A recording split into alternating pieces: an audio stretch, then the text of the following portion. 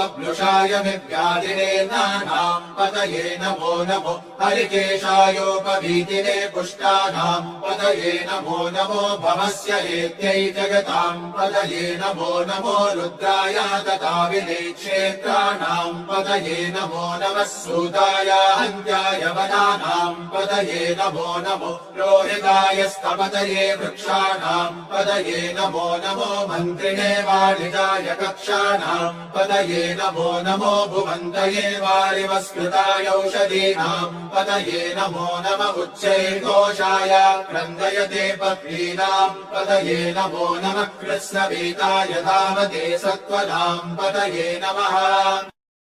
ॐ नमस्ते अस्तु भगवन् विश्वेश्वराय महादेवाय त्र्यम्बकाय त्रिपुरान्तकाय त्रिकालाग्निकालाय कालाग्निरुद्राय नीलकण्ठाय मृत्युञ्जय